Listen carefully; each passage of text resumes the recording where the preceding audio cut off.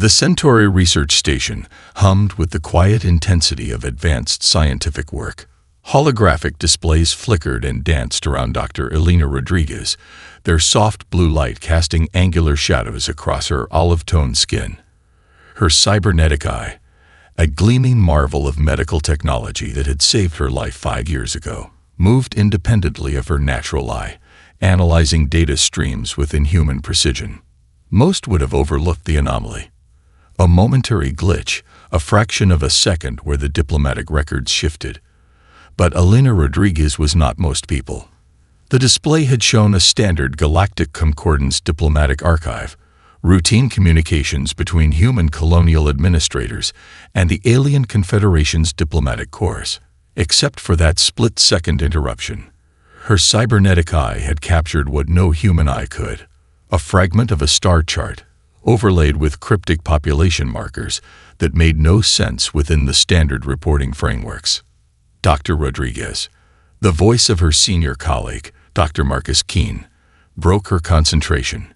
His tone was carefully measured, professional, too professional.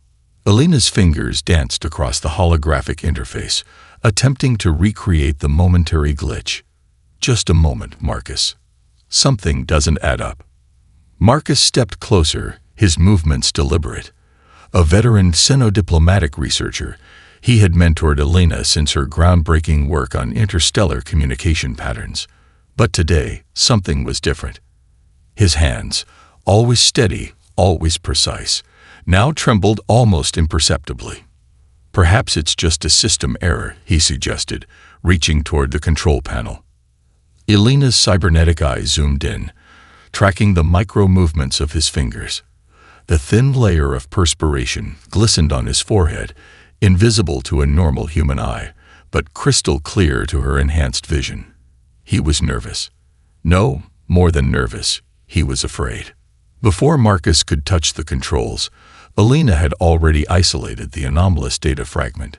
"This isn't a system error," she said quietly. "These population markers don't match any standard concordance reporting protocols." Thousands of kilometers away, on the outer rim colony of New Horizon, something was happening that would soon validate Elena's suspicions. The colony's night was unusually still.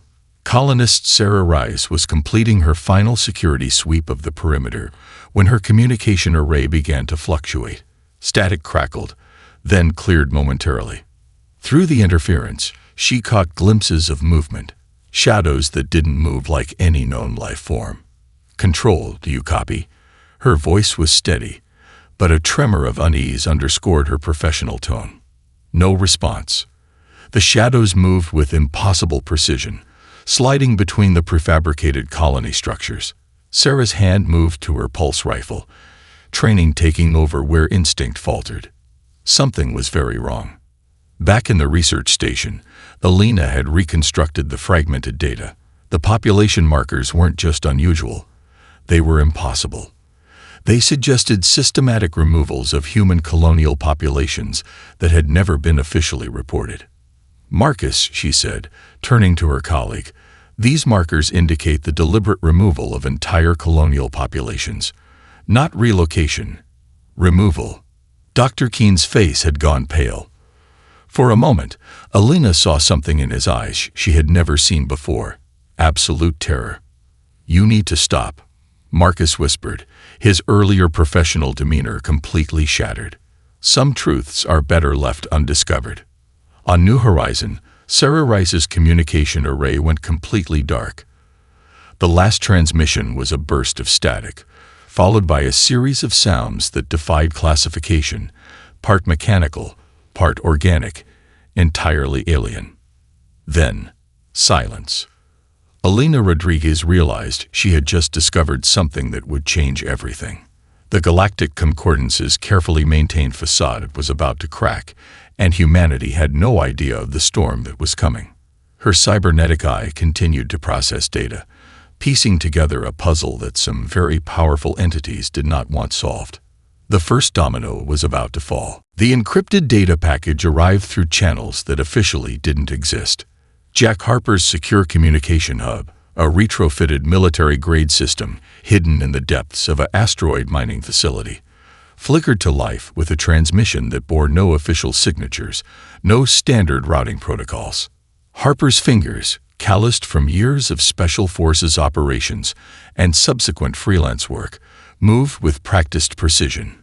Each decryption layer peeled away revealed fragments of a story that seemed impossible, yet felt devastatingly familiar. Military communications, classified diplomatic exchanges, population control directives that read more like extermination orders. 5 years ago, Jack Harper had been the Confederation's most decorated Special Forces commander. Now he was a ghost, cashiered from service for refusing an order that would have resulted in civilian casualties during a colonial pacification mission. The official report called it insubordination. Jack called it preserving humanity's soul. His living quarters told the story of a man who had been systematically erased. Walls lined with encrypted data drives, holographic maps marking colonial disappearances, a single framed photo of his original unit, most of whom had vanished on missions never officially acknowledged. The new data package connected dots he had been tracking for years. Colonial expansion reports that never added up.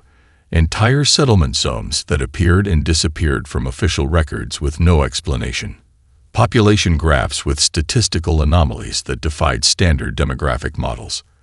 Across the political spectrum of human space, the Galactic Concordance was celebrated as a beacon of interstellar cooperation. Diplomatic summits were televised events of grand pageantry, with alien diplomats presenting themselves as benevolent guardians of galactic peace. Jack knew better.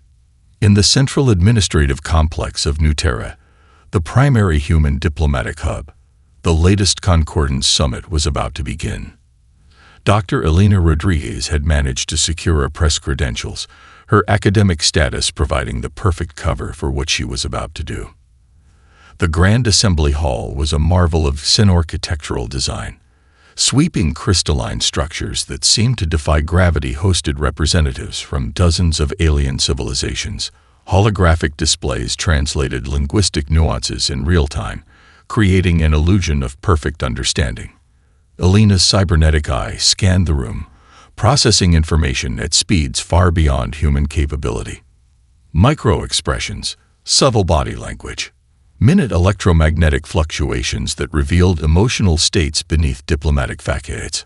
High Diplomat Krelvax of the Concordance stood at the central podium, a being of silicon-based biology, its translucent form shifting with colors that suggested emotional states to those who understood the language of its kind.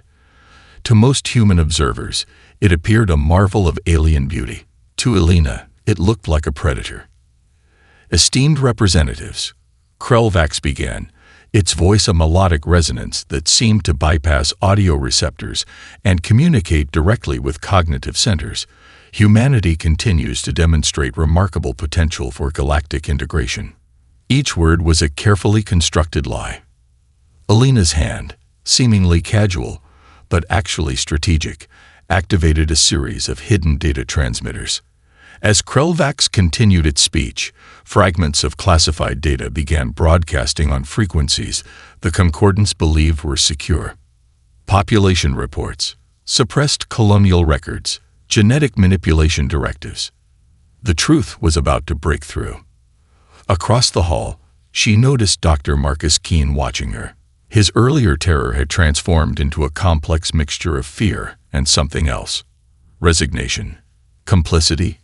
Jack Harper, monitoring the transmission from his hidden facility, began preparing the next phase.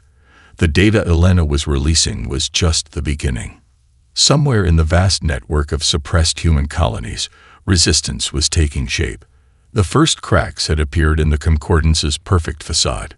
Humanity's true story was about to be written. The underground research facility was a labyrinth of forgotten technology and suppressed knowledge. Buried 3 kilometers beneath the surface of an abandoned mining asteroid, it represented humanity's most dangerous secret, a repository of technologies and research the Galactic Concordance had desperately wanted erased. Elena Rodriguez moved through the facility's corridors with Jack Harper at her side, their footsteps echoing against walls lined with hermetically sealed research chambers. Her cybernetic eye continuously scanned the environment, detecting micro-changes in atmospheric composition, electromagnetic interference, and structural integrity. "How did you even know this place existed?" Elena asked, her voice low and controlled. Jack's response was a grim smile. "When you're discharged from special forces for asking too many questions, you learn to keep asking those questions. This facility was part of a black project called Firewall, a contingency plan for human survival. The first chamber they entered was a genetic research laboratory that looked like it had been frozen in time. Holographic displays hung suspended in mid-projection, showing complex DNA structures that were decidedly non-human. Genetic modification records, each more disturbing than the last, told a story of systematic biological manipulation. "Look at this," Jack said, bringing up a series of genetic drift analyses. "These aren't just random modifications. These are targeted interventions designed to suppress specific genetic potential in human colonists."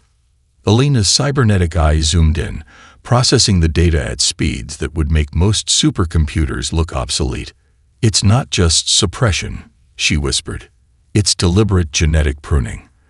They've been selecting against traits that could make humanity a significant galactic power. Creativity, adaptive thinking, extreme problem-solving capabilities." The next chamber revealed something even more chilling. Preserved in stasis fields were biological samples from disappeared human colonies, genetic records of entire populations that had been systematically erased from official records. New Horizon wasn't an isolated incident, Jack said, pulling up comparative genetic profiles. "These are samples from at least 17 different human colonies that were reported as communication lost or environmental disaster. Each sample told a story of violent, targeted removal. Not natural disaster. Not random cosmic violence. Deliberate extermination.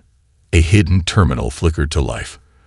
Dr. Marcus Keene's face appeared, recorded months earlier. His expression was a mixture of terror and resignation.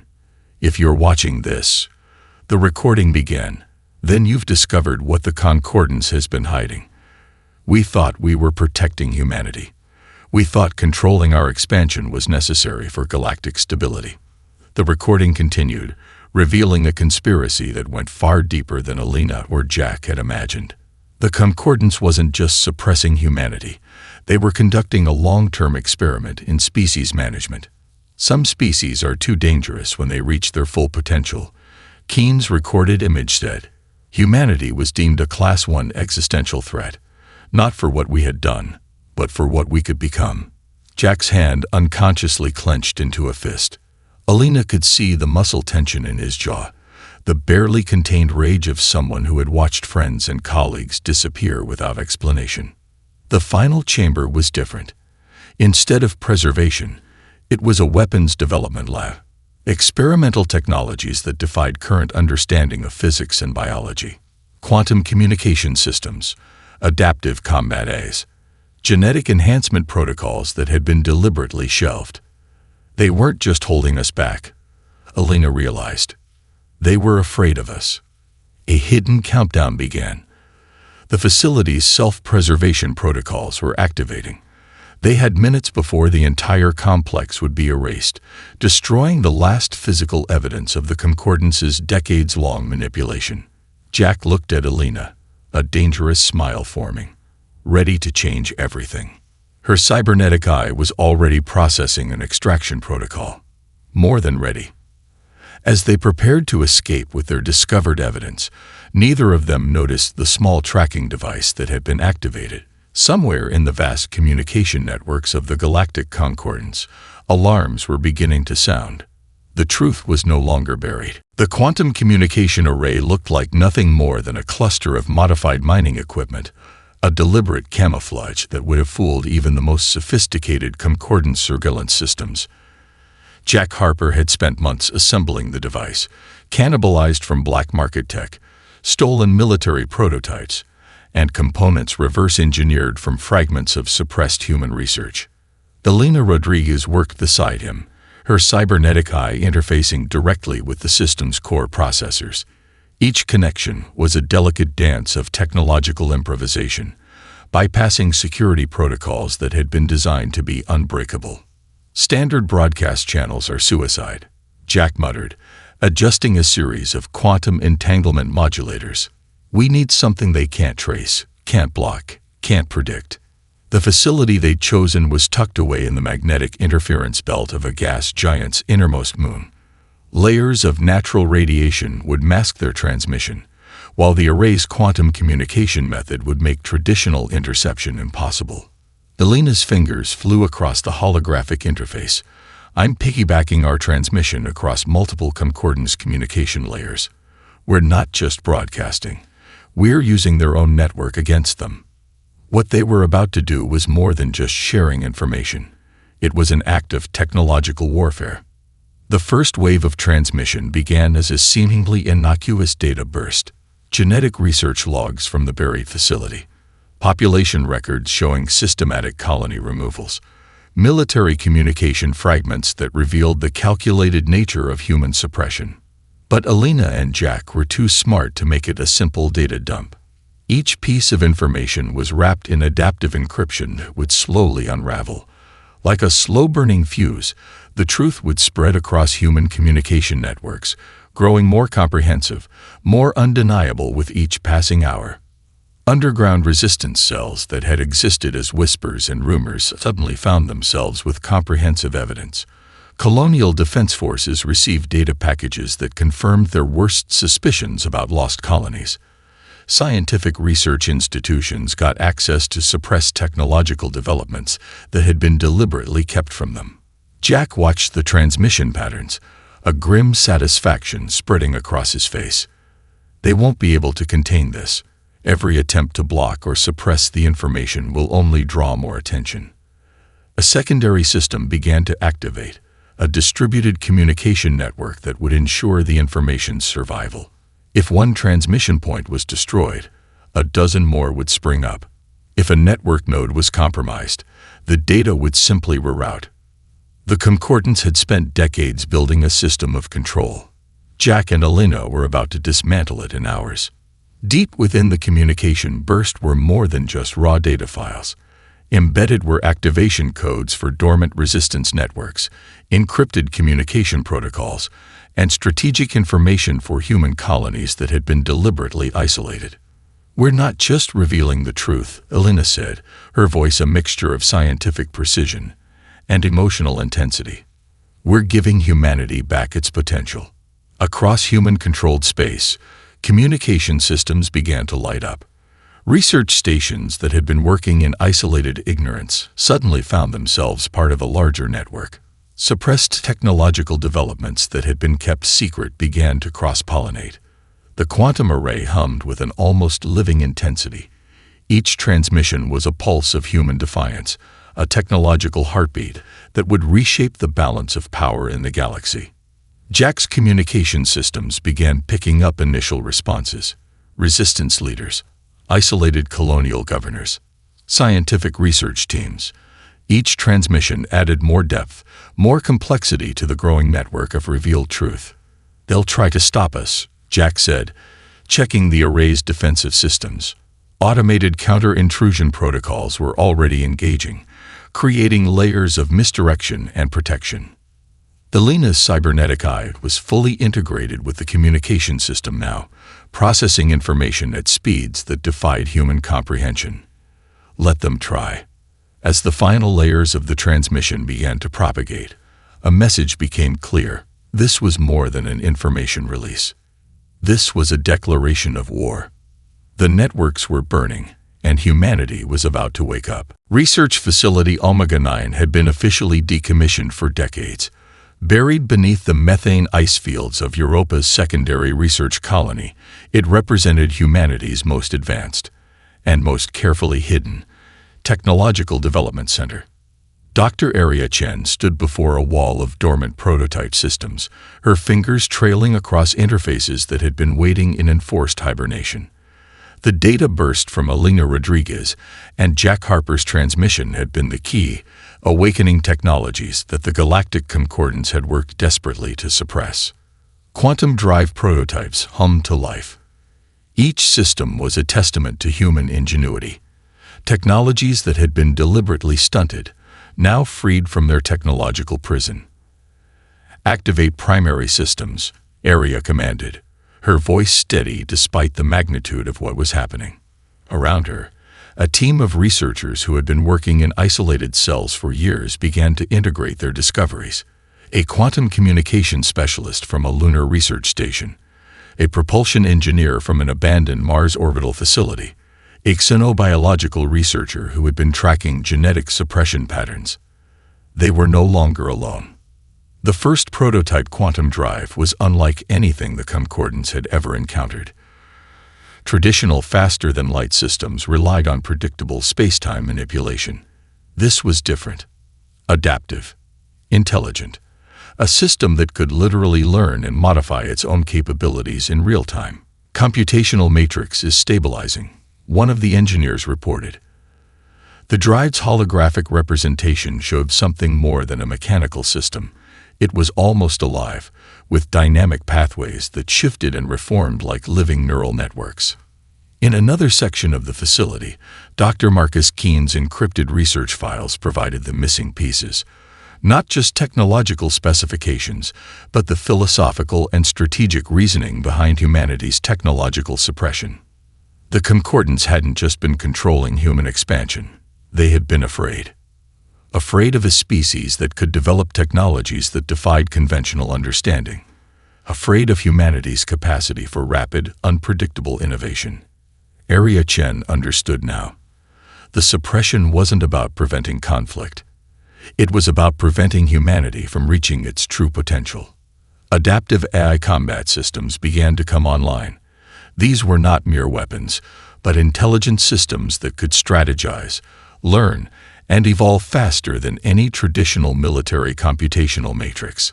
Each system was designed with a core principle that terrified the Concordance, an adaptive ethical framework that prioritized protection over destruction. Preliminary system diagnostics complete, another researcher called out. Quantum drive efficiency at 327% above projected theoretical maximum. The numbers were impossible, which meant they were quintessentially human. Jack Harper arrived at the facility, bringing additional recovered research from the underground complex they had discovered. Each piece of technology they integrated made the previous version seem obsolete. It was technological evolution at an exponential rate. "They tried to keep us in a cage," Jack said, watching the quantum drive's holographic representation. "They didn't realize we were always going to break out." Area's team was doing more than just reactivating old research. They were connecting dots that had been deliberately kept separate. A propulsion breakthrough here connected with a communication protocol there. A genetic research finding integrated with an AI development protocol. The Concordance had worked to prevent this exact moment, a moment of true human collaboration. By the time the first day of research integration was complete, they had developed technologies that would have taken traditional research methods decades to achieve. Faster-than-light communication systems that could transmit information across galactic distances instantaneously. Adaptive starship designs that could modify themselves based on environmental conditions. Each breakthrough was a middle finger to the systems of control that had tried to suppress humanity. As the first prototype adaptive starship began to take shape, a vessel that was part machine, part living system, Area Chen looked at her team and saw something the Concordance had never understood. Humanity wasn't just a species. They were a force of nature. And they were done being controlled. The Concordance battle network never saw it coming. Jack Harper stood on the bridge of the Prometheus, humanity's first truly adaptive starship, watching holographic displays that flickered with computational possibilities beyond anything the alien Confederation had ever encountered. The ship was more than a vessel. It was a living strategy engine, its quantum AI core constantly analyzing and rewriting tactical approaches in microseconds. Primary targets identified, announced Commander Elena Rodriguez, her cybernetic eye interfacing directly with the ship's navigation and combat systems. Concordance Communication Hub in the Epsilon Quadrant, and Strategic Defense Platform orbiting Nexus Prime. The targets weren't chosen randomly. They were precision strikes designed to do more than just damage. They were meant to dismantle the psychological framework of the Concordance's perceived invincibility. The Prometheus moved through space in ways that defied traditional understanding of faster-than-light travel. Traditional sensors would detect nothing. No energy signature, no quantum disturbance. One moment the ship was light years away. The next it was precisely where it needed to be.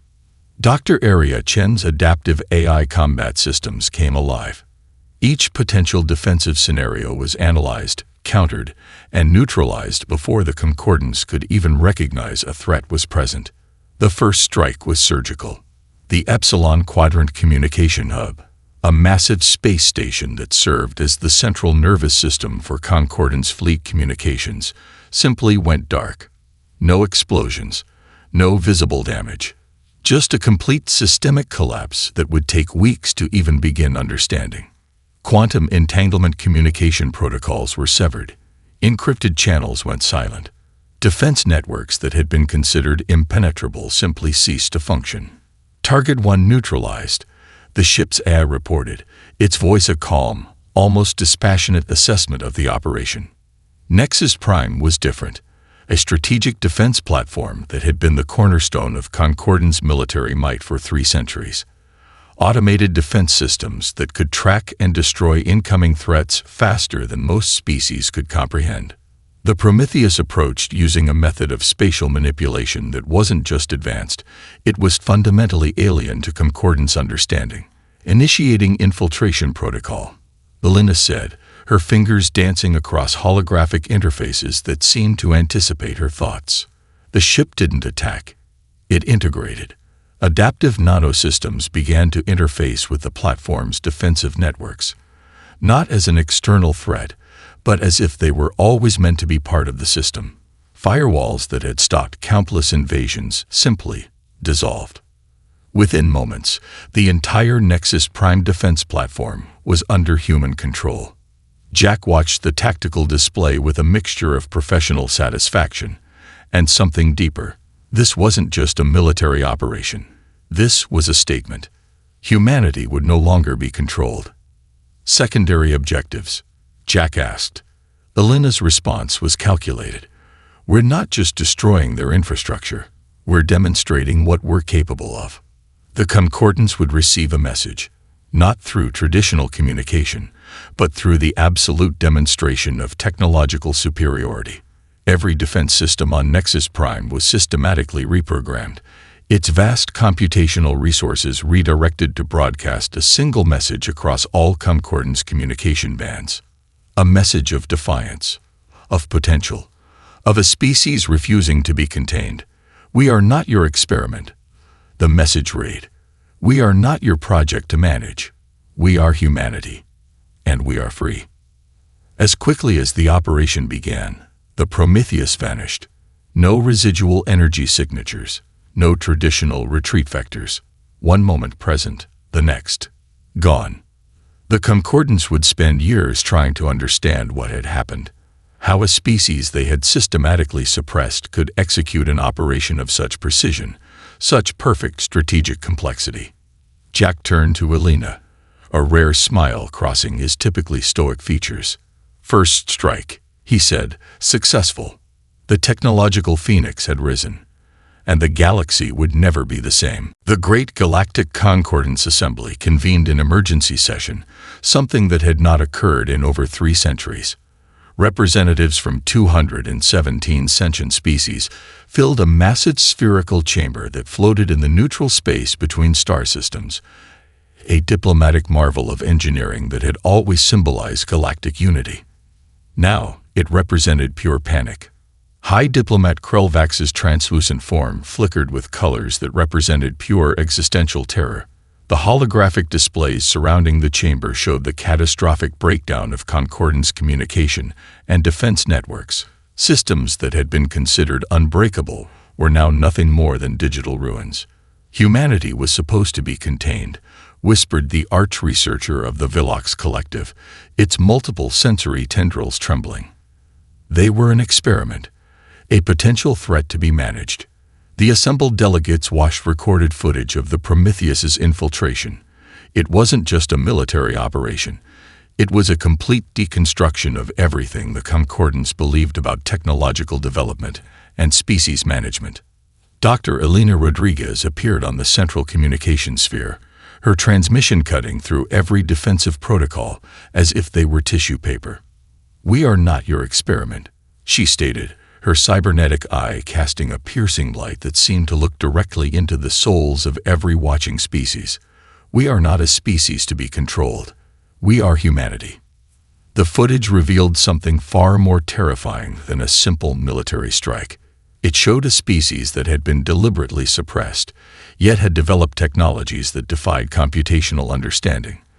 Adaptive AI systems that learned and evolved faster than any known computational matrix.